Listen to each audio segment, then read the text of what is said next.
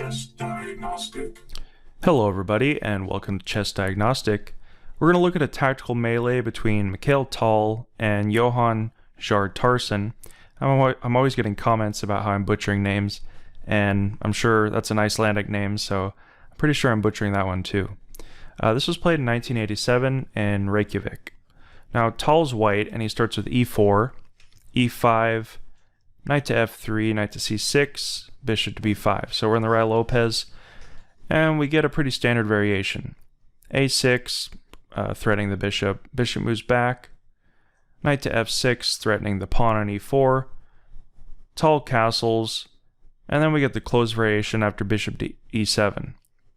Rook to e1, protecting the pawn. b5, bishop back, and now black castles.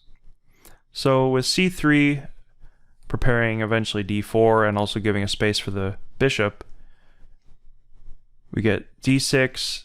Now, sometimes white will allow this pin, but Tal decides not to allow it, closing off that bishop. Knight to a5, preparing c5 as well as threatening the bishop. Bishop back, and now c5, d4.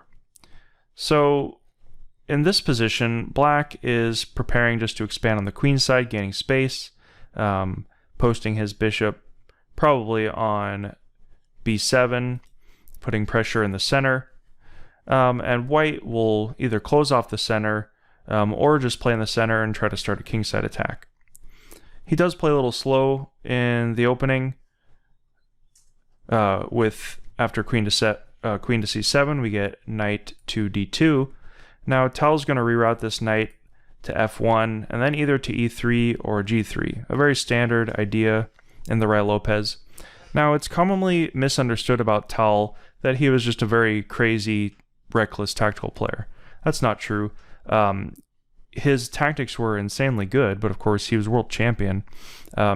His theoretical understanding of the openings was one of the deepest out of any of the players that I've seen.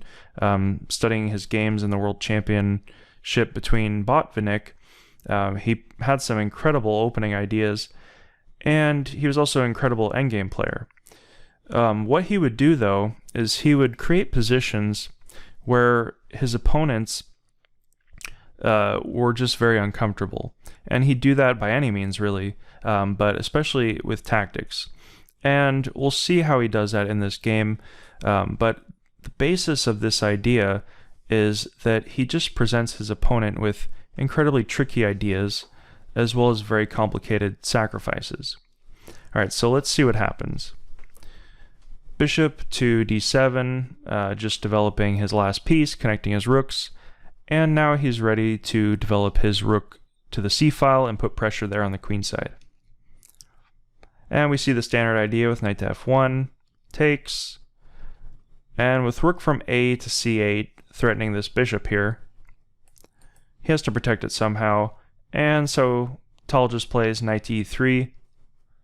The knight comes back to reroute itself to a more active square. It wasn't really doing anything on a5, and we see Tal make the decision to close the center. So he plays d5, and with knight to b4 threatening the bishop, it has to go back. And pretty much a5 is forced because we need a square for this knight to move. And Tal has a very interesting tactical idea early on in this game. After the knight moves back, he plays b4, immediately expanding his queenside space and presenting a very basic but tricky idea. Now, black played g6, but if we go back, he can't take this pawn. If he takes with the knight, then actually after bishop to d2, black will be losing a piece. The only way to protect this knight is with queen to c5, but then after queen to b3, the knight's lost. He'll either have to take it here or move back to c6, and losing a piece for a pawn. So we don't get that. We see g6, bishop to d2, protecting that pawn and also threatening to take, so he forces a trade.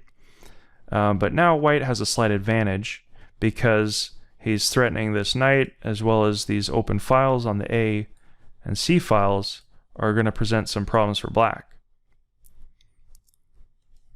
Queen protects the knight and also prepares to reroute the knight to c7. And so Tal just starts activating his pieces again and stacking on pressure on some of Black's weaknesses. Knight back.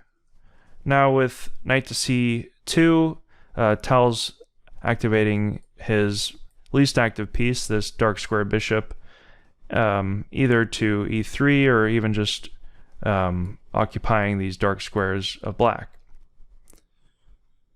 So Black has some problems activating all of his pieces, and he has some dark square weaknesses. But we see just some middle game maneuvering to increase both players' activity. Now contesting that A file, because with bishop to e3 he was threatening to invade. Queen moves, connecting the rooks. Trade, and then the knight takes, ready to come to b3 and then occupy on a5, which closes the A file as well as posts his knight to a very active square and prepares the knight to come to c6. Alright, so Tal's opponent decides to expand on the king side, which is slightly weakening, but there's really no better option for him. Activating that bishop and occupying the dark squares. Bringing his knight back. And now we see Tal's plan of activating his knight. Alright, so Black closed off the king side, and there's also ideas eventually of like g5, but they don't really work. It's too slow.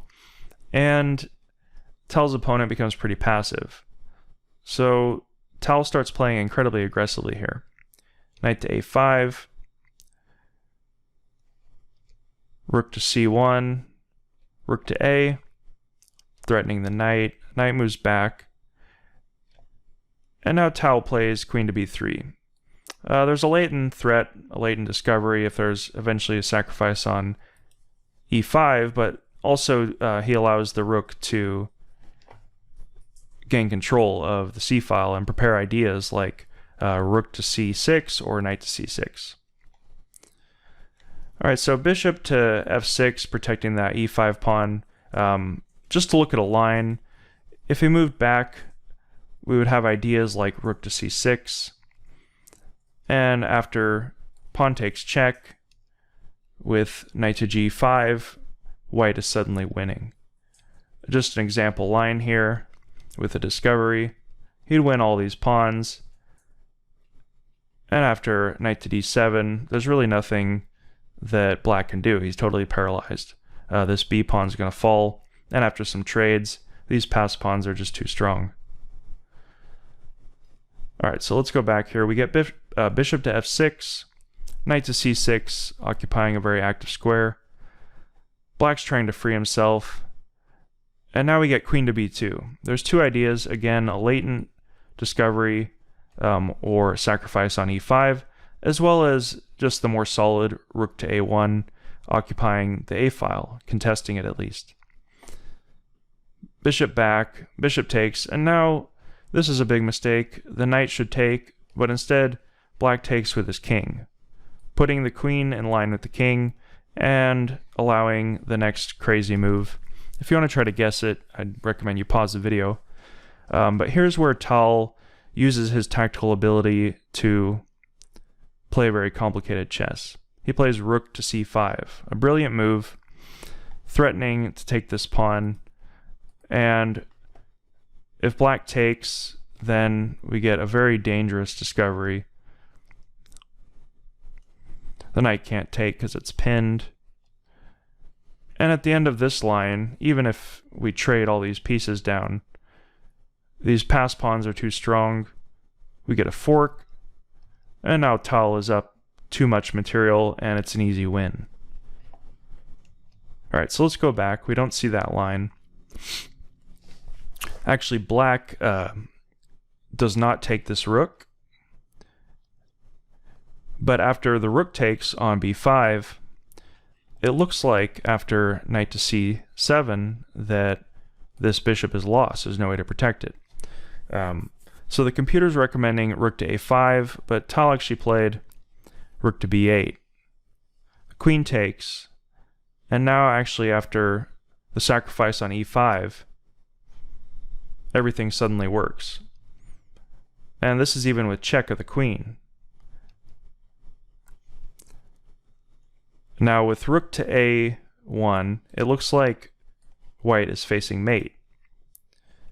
So the only discovery he has, which is knight to g4, after king to f7, there's actually a mate in 3 if you want to calculate it. But the game ended soon after knight to h6 check, and then knight to g8. The next move, after king to f7, we get knight to g5, checkmate. An incredible game. There's definitely some mistakes in this game, of course, but Tal was an expert at taking his opponent down to a road where 2 + 2 = 5, and he would just crush them. Hey everybody, thanks for watching. Hope you enjoyed this video. Hit the like button, leave a comment, and subscribe for future videos.